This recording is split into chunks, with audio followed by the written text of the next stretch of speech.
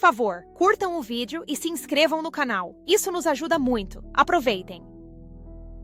Assim como nos contos de princesa com suas madrastas más, Catherine Orleans, a filha biológica do Visconde John Orleans, observa enquanto Laura, a amante de seu pai, se entrega completamente ao conde lascivo e se diverte com seu irmão mais novo. Todos esses escândalos são rumores associados a ela. Já se passaram 10 anos que sua madrasta virou esposa do Visconde Orleans. Desde então, ela tem sofrido discriminação e um tratamento frio de Laura, com sua meia-irmã, Anne. Até seu pai, que a princípio tentou mediar a situação, também a enxergava como um incômodo. Ao contrário de sua meia-irmã, Catherine não era ambiciosa. Ela se contentava com cortinas rasgadas e sapatos velhos. Contudo, ela é uma pessoa comum com limites. Já se passaram 2 anos desde que ela começou a suportar todo o assédio por causa de sua falecida mãe, mas desta vez, ela não sente mais a necessidade de fazer isso. Ela agora está cansada de tudo. Um dia, Laura a repreende mais uma vez por não seguir suas instruções, criticando-a por não aprender a ficar de pé na presença de um convidado. A essa altura, Catherine já não se importa mais. Além disso, o convidado é seu noivo, Charles Killholder, que tem um caso com sua meia-irmã. Anne a interrompe ao saber de seus planos de sair do castelo.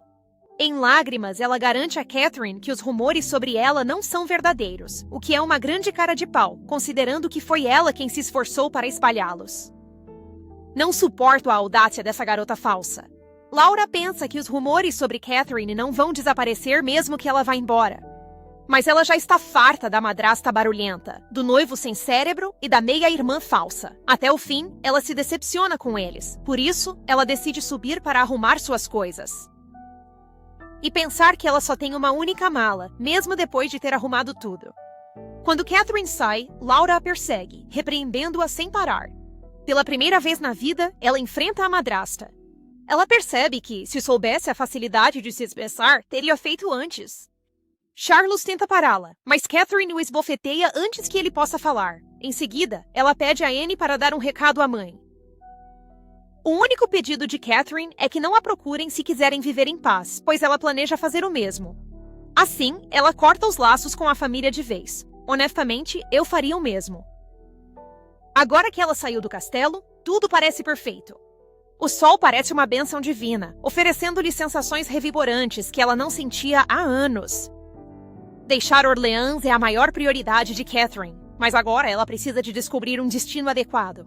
Olhando o mapa, a aldeia parece ocupar apenas um pedaço de terra.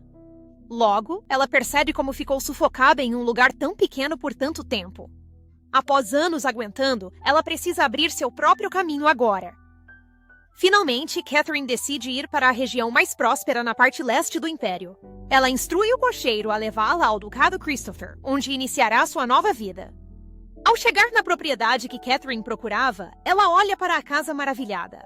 A razão pela qual ela escolheu o Ducado Christopher como seu novo lar é bem simples. Ela o escolheu por ser um território excelente em todas as áreas, como finanças, cultura e artes. Além disso, é uma terra protegida pelo Arquimago devido à sua população vibrante. Catherine gastou muito dinheiro e tempo para sair de Orleans. Ela gastou mais devido a uma mudança repentina de destino. Ela abandonou o sobrenome Orleans, usando o de solteira da mãe, Pania. Estranhamente, ela largou a conta de Catherine Orleans. Assim, o cocheiro teve pena dela e a ajudou, evitando uma crise. Boas notícias chegaram enquanto ela vendia seus pertences. Fazia cerca de 1 mês que ela estava morando em um motel. Era seu dia de sorte, pois encontrou uma boa propriedade perto da periferia. Agora, ela visita o imóvel que havia encontrado. A casa é muito grande em comparação com o preço. De fato, a mansão é o maior edifício residencial na parte norte do território de Christopher. Além disso, a vista é agradável e o porto fica perto. É um ótimo lugar para olhar o oceano. Mas por que é tão barata? Não importa o quanto Catherine pense, um prédio assim não estaria à venda por esse preço sem algo em troca. Ela tenta achar um problema, mas o corretor garante que está tudo bem. No entanto, ela não se convence, sentindo que há um problema significativo que ele hesita em revelar. Com isso, ela decide anular o contrato. A desconfiança impede a compra. Afinal, há muitos aspectos que não correspondem ao que ela deseja. Assim, ela decide procurar uma casa adequada por perto. O corretor, então, lhe revela tudo com sinceridade. Sinceramente, a mansão tem um fantasma morando no porão. Durante a lua cheia, ouvem-se gritos e o som do choro de uma garota. Verdadeiros ou não os rumores, em 2 anos, 4 contratos foram cancelados. Ao saber a verdade, Catherine decide assinar o contrato, surpreendendo o corretor. Ela não tem amigos, por isso tem se sentido sozinha, mas os fantasmas vão mantê-la ocupada e a mansão é perfeita para ela. Mais tarde, ela se instala na mansão e decide começar a limpeza. Embora esteja feliz por ter um novo lar, o lugar está muito sujo e é muito o que limpar. Aliás, a casa também tem muitos quartos. Por um momento, Catherine lembra a si mesma para ser paciente. De qualquer forma, ela está no paraíso em comparação com Orleans. Mais tarde, ela desce ao porão buscando velas, pois a eletricidade demorará a ser ligada. Mesmo se lembrando das histórias de fantasmas no porão, ela não se abala. Ao abrir a porta, ela descobre algo inesperado. Ah, não! Espero que não seja nada perigoso. Catherine acha estranho que haja uma luz vindo do porão de uma casa vazia. Ao entrar, ela nota um círculo mágico no chão. Em vez de se assustar, ela simplesmente encara como uma bagunça e começa a limpar. De repente, um homem aleatório com uma capa aparece do nada e começa a interrogá-la com perguntas. Sua aparência parece irreal, pois ele tem pupilas violetas distorcidas e a pele branca como porcelana. Assustada com sua aparição súbita, Catherine o manda limpar a bagunça do chão. Ela agora está bem irritada com a invasão de seu espaço. O homem pensa que ela é óbvia demais ao se fazer de desentendida, duvidando de suas intenções na mansão. Felizmente, seu humor hoje não está tão ruim, então ele decide poupá-la se ela falar obedientemente. Logo, Catherine lembra o aviso da mãe: nunca se aproximar de um bruxo de fora. Assim, ela percebe que o homem é um bruxo. Ele questiona as intenções dela, obviamente mal interpretando a situação, mas ela não mostra medo e responde friamente. Ao contrário dele, ela está de mau humor. Seu único objetivo é limpar a bagunça no chão. Ela diz para ele parar de se sentir em casa na casa dos outros e sair ou ajudá-la a limpar a bagunça. Além disso, ela o ameaça de denúncia por invasão ou tentativa de homicídio. Isso mesmo, garota. Mostre quem manda e não ceda. Dito isso, Catherine mostra o contrato que a comprova como dona da mansão. Isso significa que o terreno, o prédio, o porão e até o céu são propriedades dela. Isso pega o homem de surpresa. Ao perceber que ela é a dona do lugar, ele imediatamente se desculpa por tê-la perturbado. Ele decide por fim aquela interação desagradável imediatamente. Antes de ele partir, Catherine pede que deixe a luz, pois não tem vela. Dali em diante, tudo seguiu de forma pacífica. A maior preocupação é o círculo mágico no porão, que parou de brilhar, cumprindo sua função. Assim, ela dedica toda a atenção à limpeza da propriedade. Como o lugar é enorme, ela levou dias para limpar tudo. Agora, ela desfruta de um descanso que antes não podia ter. Nada supera aproveitar um tempo sozinha com sua xícara de chá. Porém, essa paz é quebrada quando ele retorna e a interrompe. O que faz na casa dela de novo? Ao chegar na casa de Catherine, o homem a interroga mais uma vez. Ele pergunta se ela ouve ruídos estranhos ou assustadores durante a noite, ou se teve alguma alucinação auditiva incomum, ou sentiu a mansão tremer. Felizmente, ela não passou por nada do que ele mencionou durante seu tempo na mansão, nem mesmo pesadelos. Mais cedo, ao ferver água para o chá, o homem surgiu de repente. Mesmo perguntando quando, onde e como ele entrou, ele só sentou sem responder. Ele continua a fazer apenas perguntas estranhas. Como ele está a incomodando tanto, sugere que ela considere comprar outra mansão. No entanto, Catherine não deseja se mudar. Embora o corretor de imóveis a tenha avisado sobre os fantasmas, ela comprou a mansão. Para ela, não houve problema algum. Diferente do primeiro encontro, desta vez ele exala uma aura de nobreza. Por alguma razão, é difícil encará-lo. Logo depois, ela insiste que ele vá embora após o interrogatório, ameaçando denunciá-lo por invasão se ele não for imediatamente. No entanto, ele hesita diante do pedido dela, mas eventualmente decide encerrar a interação do dia, afirmando sua autoridade, o que a aborrece. No fim, ela decide deixá-lo ir desta vez, mas o lembra firmemente que não haverá uma próxima. Antes de sair, ele lhe dá 100 leis pelo chá. Essa quantia pode contratar 6 empregadas por um mês. Já fazem 5 dias que ele deu o dinheiro a Catherine. Hoje, ela decide ir ao mercado para comprar ingredientes para ensopado. Pouco depois, nota uma multidão reunida em volta do quadro de avisos. Olhando mais de perto, ela percebe que o Grão-Duque Césare, que retornou após uma missão imperial de 2 anos, tem uma semelhança impressionante com o homem que invadiu sua casa. Engraçado como ela acha o invasor bem mais atraente que o Duque. De repente, Milfa Brecht, o chefe de segurança do norte de Christopher, se aproxima dela. Ele então começa a falar sobre a missão do Duque, que é levar o dragão maligno Guarchorap à justiça. O Guarchorap é o dono das montanhas do sul do Império, e o Duque Césare é o único mago capaz de rivalizar com a Alteza Imperial. Porém, por mais maligno que fosse o dragão, não era páreo. Além disso, o Duque garante a liberdade dos cidadãos para viajar em segurança à noite em Christopher. Ele tem a capacidade de parar o dragão feroz sozinho, que queimou um pequeno reino no sul do Império e engoliu toda a família real.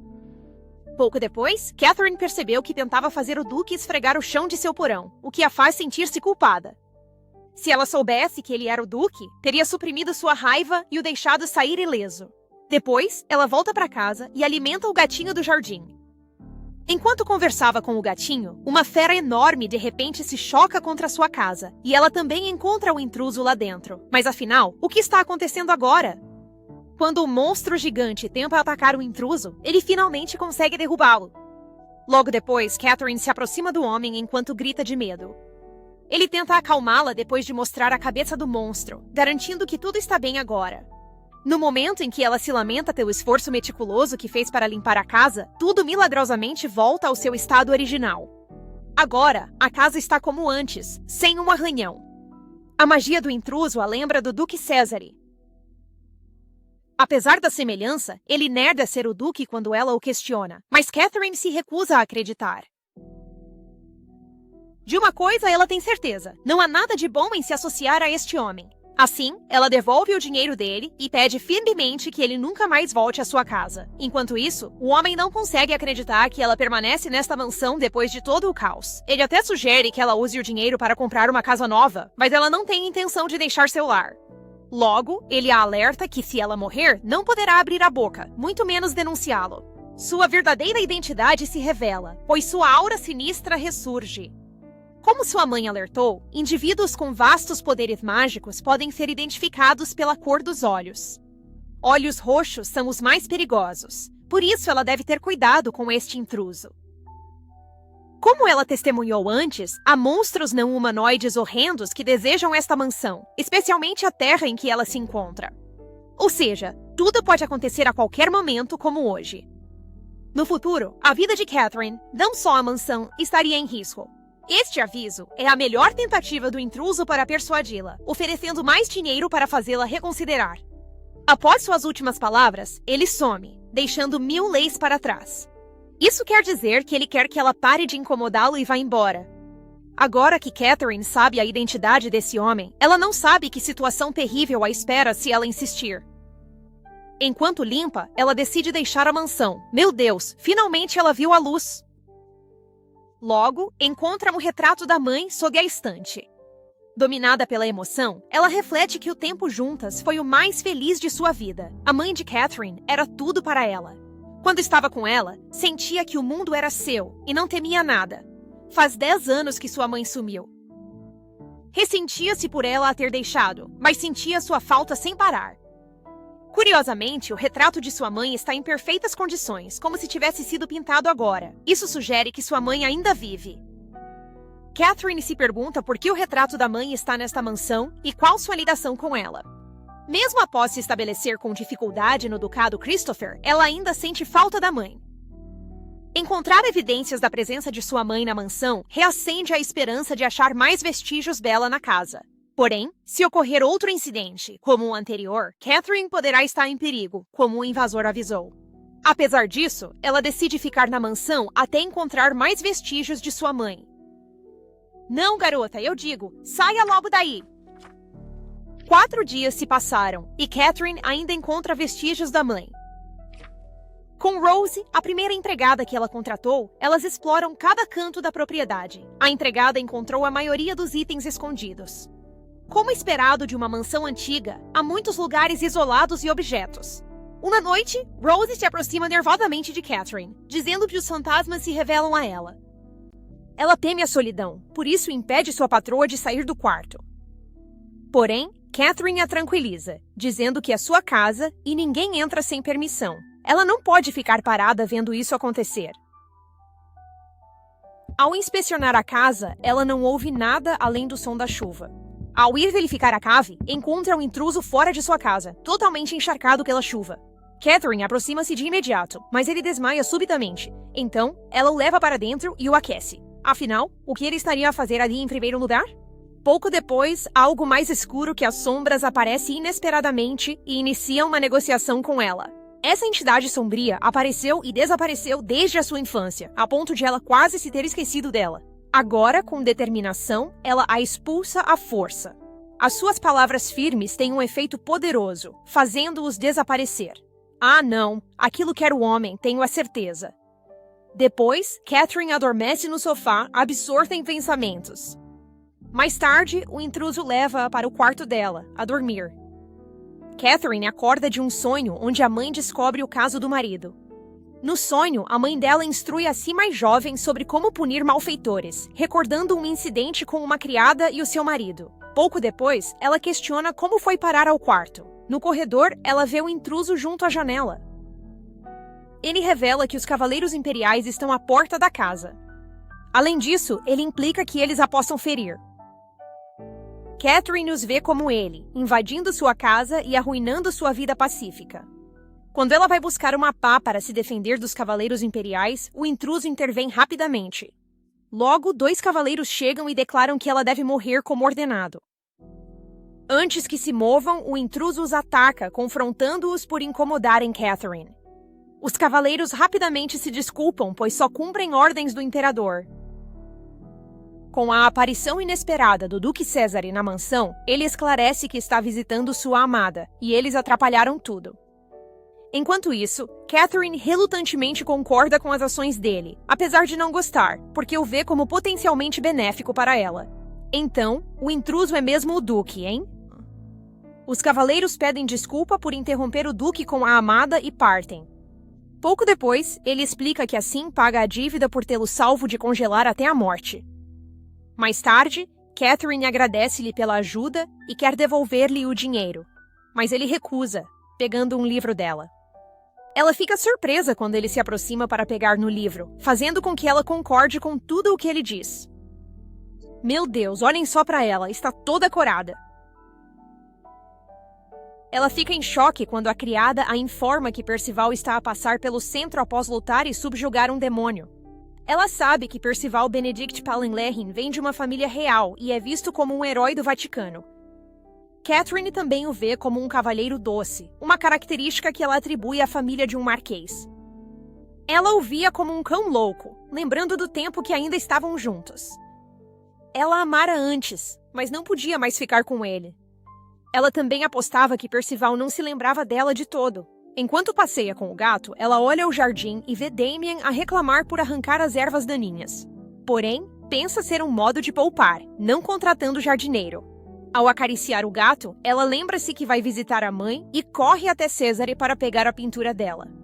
Ao chegar ao quarto de Césare, ela limpa o círculo mágico para o trazer de volta e conseguir o que procura. Após limpar o chão, ele aparece atrás dela, e ela implora para que ele devolva o livro. Césare pega na mão dela e, num piscar de olhos, ela está na casa dele.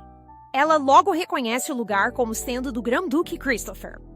Absorta em pensamentos, Césare chama-a e entrega-lhe o livro.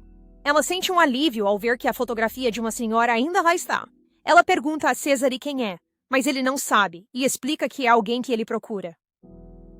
Entretanto, Glenn entra na sala e diz a Césare que se trata do regresso dos paladinos do Vaticano. Césare furta-se com os paladinos. Catherine conclui que ele tem uma má relação com o Vaticano. Ao voltar ao solar, Catherine mostra-se preocupada com as travessuras de Damien no jardim. Sua preocupação com a ordem do jardim é cativante, e sua reação ao segurar a mão de Césare revela uma emoção que sugere uma conexão mais profunda. Ele também aconselha a memorizar o título do livro. A reação dela ao segurar a mão de Cesare é inesperadamente terna. Claramente, há mais na relação deles do que parece. Porém, a resposta de Catherine eleva a interação. Sua inocente, mas ousada, pergunta sobre como chamá-lo quando precisar choca Cesare, como se implorasse para o amado ficar.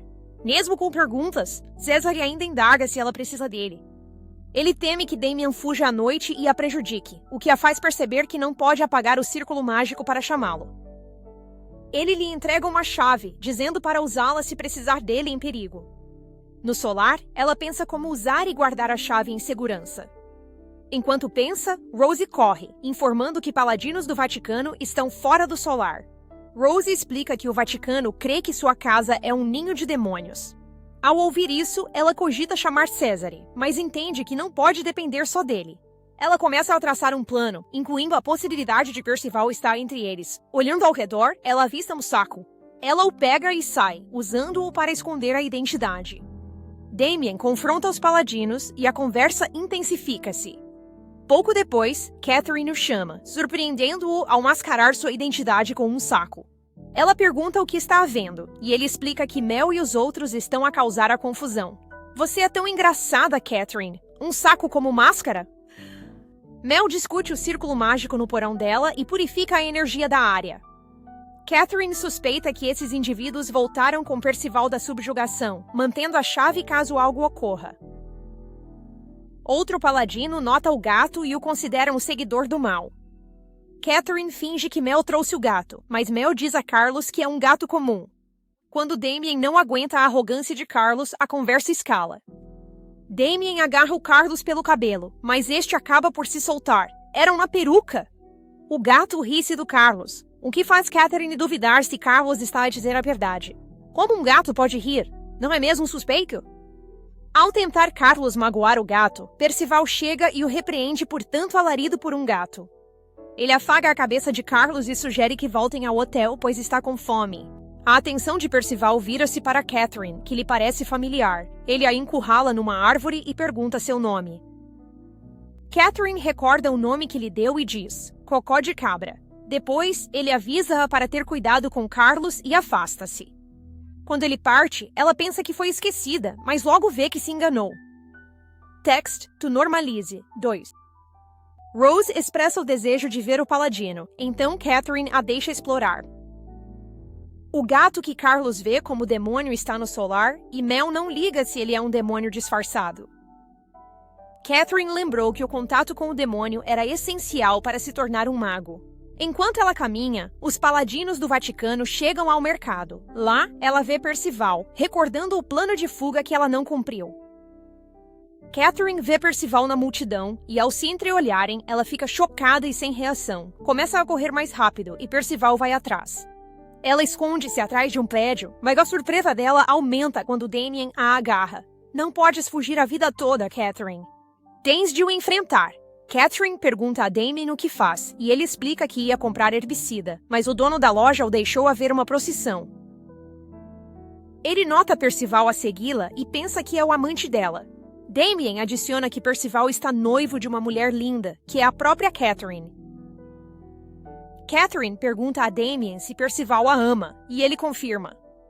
Ele questiona por que isso importa, ou se Percival a magoou. Não querendo discutir, Catherine insiste para voltarem ao solar. Pouco depois, Catherine e Damien voltam para o solar com o herbicida que compraram. Ao pedir o jornal e entrar no quarto, Catherine choca-se ao ver Cesare a ler o mesmo jornal que ela procurava. Ela pergunta o que ele faz no solar. Ele responde que está a verificar se nada aconteceu. Catherine assume que ele se refere a ela, mas ele diz que nada houve no solar. Ela garante que está tudo bem, embora Rose possa achar as coisas difíceis por um tempo. Cesare lembra-se do barulho que Rose ouviu e parou quando ela se mudou para o quarto ao lado, levando Catherine a especular que era do círculo na cave.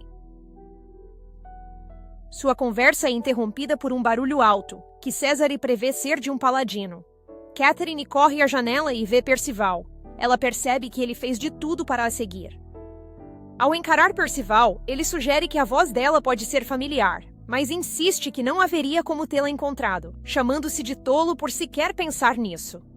Ele se aproxima dela e pergunta por que ela não apareceu naquele dia. Ela responde que não queria vê-lo, o que deixa Percival em choque. Catherine adicionou que não foi a única a não comparecer ao local combinado. Percival também não apareceu. Ela diz que não aguenta mais as tolices dele e enfatiza que não tem nenhum sentimentos persistentes por ele. Ele não consegue crer na mudança de comportamento dela e quão tolo foi por a seguir ao solar. Apesar da tensão entre eles, ele aconselha a sair do solar e promete encontrá-la novamente. Ele parte e ela fica lá, em choque. Ela volta à realidade quando César a chama e a provoca, dizendo que ela queria que o Percival voltasse. Ela pede a César que Percival não volte e pensa que devia tê-lo mandado embora antes. Quando ela ia descansar, um barulho alto a fez correr para o corredor. Era um cavalo, que ela via como um monstro. Precisa livrar-se dele antes que Rose e Damien o vejam. Sem hesitar, ela usa a chave para abrir uma das portas do solar. É transportada para o escritório do César e encontra-o lá. Ao chegar, Cesare pergunta a Catherine o que ela faz tão cedo. Ela diz-lhe, urgente, que precisa de ajuda, pois há um monstro no seu solar. Cesare acalma-a e a envolve com um colete para aquecê-la. Ele explica que ela já possui a chave e afirma que ela não precisa mais de o procurar. Catherine desculpa-se e explica-se, mas Cesare desvaloriza e pergunta se ela anda sempre com a chave ao pescoço. Voltando ao solar, o monstro estava morto. Catherine se pergunta quem o matou, descobrindo ser Damien. Damien pergunta se Catherine está bem, e ela procura por Rose, descobrindo que ela está no mercado. Damien explica que partes do solar e jardim foram destruídas. Catherine agradece a Damien pela sua esgrima, e também a Cesare. Cesare, contudo, prolonga o castigo de Damien por ter negligenciado o solar pelo jardim. A paz regressa ao solar, e Catherine já não se preocupa com Damien, pois Cesare é quem o paga. Enquanto lê o jornal, ela encontra um artigo sobre um monstro que também invadiu as ruas, mas não tem a certeza se é o mesmo do solar. Rose chama por ela e pede para levar o convidado à sala. Catherine não espera visitas, então Rose explica que a convidada é a irmã mais nova da senhora. A mulher em frente ao solar é Maggie. Ela afirma que foi difícil para ela vir até ao solar e exige um chá. Porém, Catherine pede-lhe para ir direto ao ponto e explicar a sua intenção de vir ao solar. Em vez de responder, ela comporta-se como uma criança. Maggie informa Catherine que a irmã, Anne, vai casar com o velho Conde Chen. Catherine choca-se com a notícia. Anne, sempre tão orgulhosa, vai casar. Maggie acrescenta ainda que o velho deu tudo a Anne, incluindo um país. Uau, que grande ostentação de riqueza! Ambas sabem como Anne fica louca por dinheiro e cai facilmente na armadilha do velho. Depois de partilhar as últimas notícias sobre o casamento de Anne, Maggie entrega o convite que roubou a Catherine. Maggie decide descansar, pedindo a Catherine que a acorde para o jantar, mas adormece antes de terminar. Ao vê-la dormir, Catherine sente-se estranha por rever a família após Orleans. Enquanto Catherine lê o jornal, Cesare entra no quarto dela, querendo discutir algo. Catherine não entende por que tem tantos convidados. Cesare pede os dados da conta bancária imperial dela para o salário do Damien. No entanto, ela sugere pagar o salário em dinheiro, mas Cesare não confia neste método, uma vez que o solar tem sofrido acidentes frequentes. Pouco depois, Maggie acorda, corre a Catherine, morrendo de fome. Cesare percebe que Catherine tem uma convidada, e ela apresenta-lhe a sua irmã. Maggie pensa equivocadamente que ele é o Grão-Duque, mas ele a corrige e se apresenta. Porém, Maggie ainda não se conforma com as semelhanças do Grão-Duque e Cesare. O clima entre os dois fica tenso e estranho, e Catherine percebe. Maggie solta a mão dele, dizendo ter uma amiga para encontrar. Antes de sair, diz a Catherine para a visitar quando quiser. Após Maggie ir embora, Catherine desculpa-se pelo comportamento da irmã e Cesare compreende. Catherine se preocupa que Maggie possa estar doente e continua pensando nela. Cesare volta ao assunto do salário de Damian.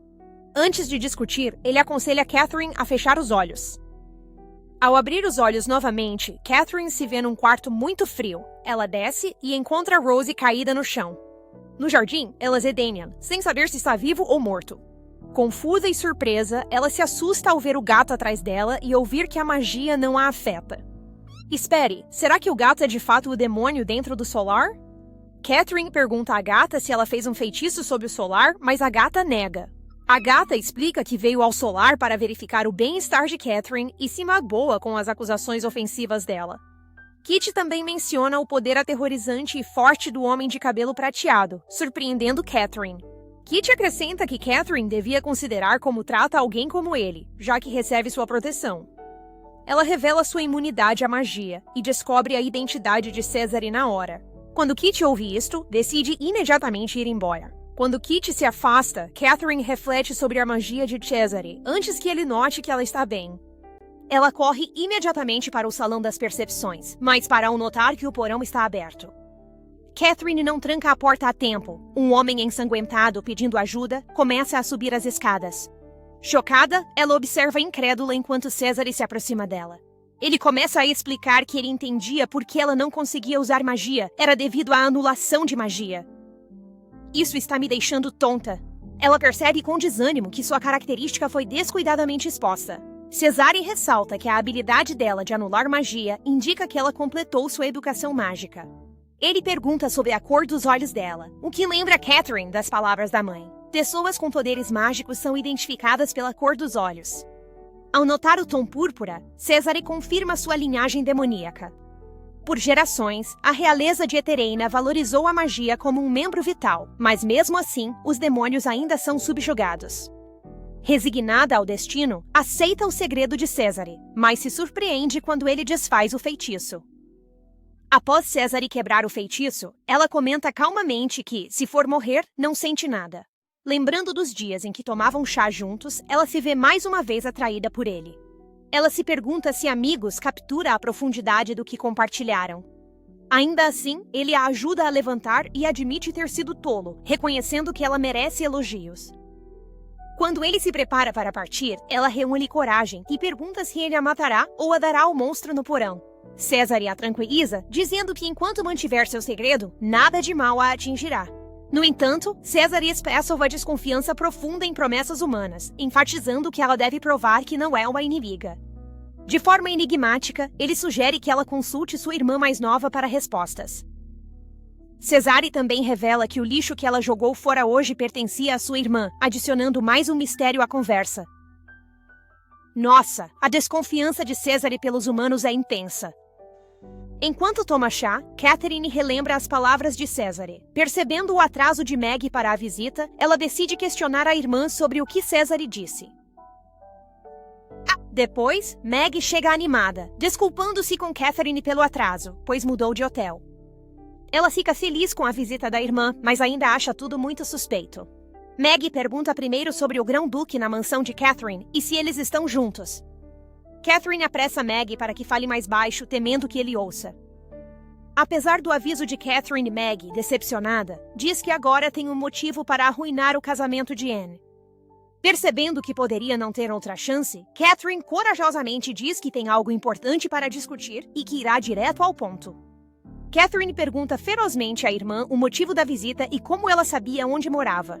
Em resposta, Meg explica que pretendia contar ontem, mas não pôde por causa da presença do grão-duque. Meg está agindo de forma meio suspeita.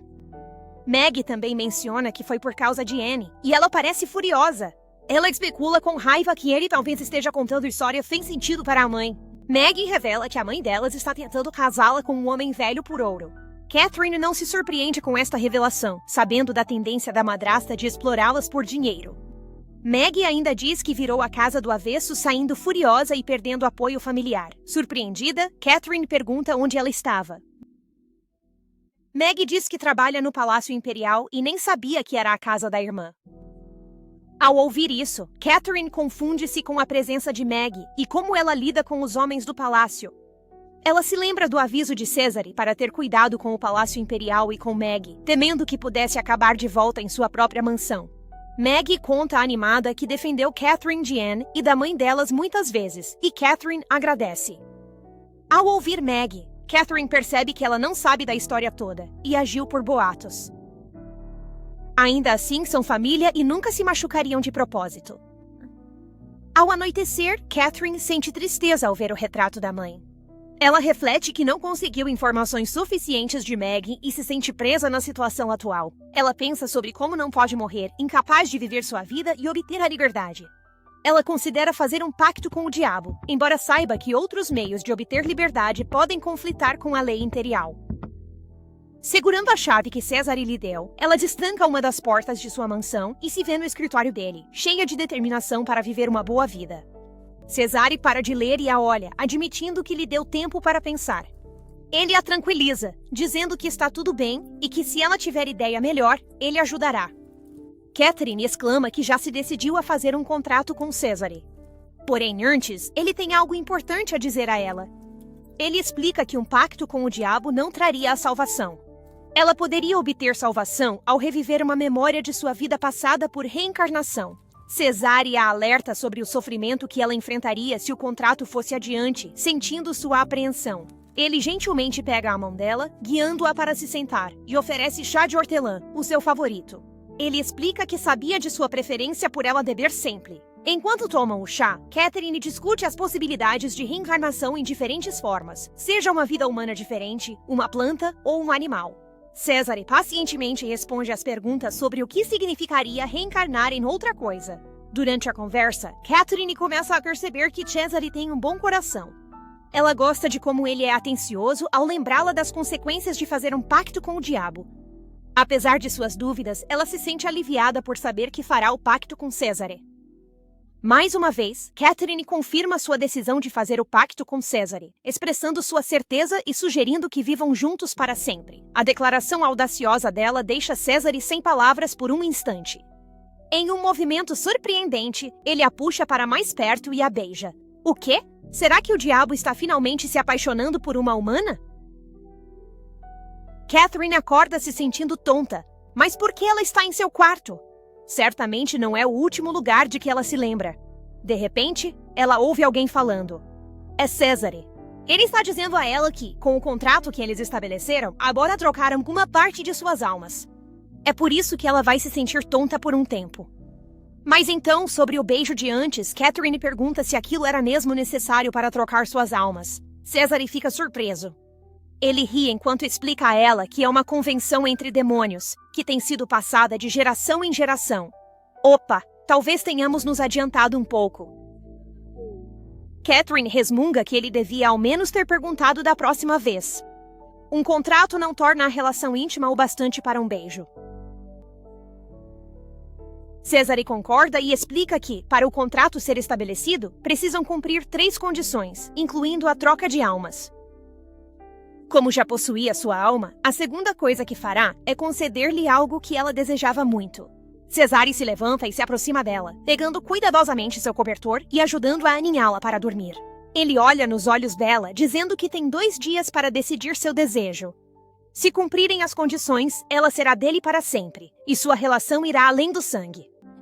Ouvindo isso, Catherine senta-se, questionando por que ele chama Maggie pelo primeiro nome, mas a ela pelo sobrenome. Bem, não foi ela quem pediu para ele chamar Maggie assim? Ainda assim, parece não agradá-la. A relação deles não é agora mais profunda que Sandy? Ele deveria chamá-la pelo primeiro nome também, não é? Cesare decide que, se é o que ela deseja, ele o fará.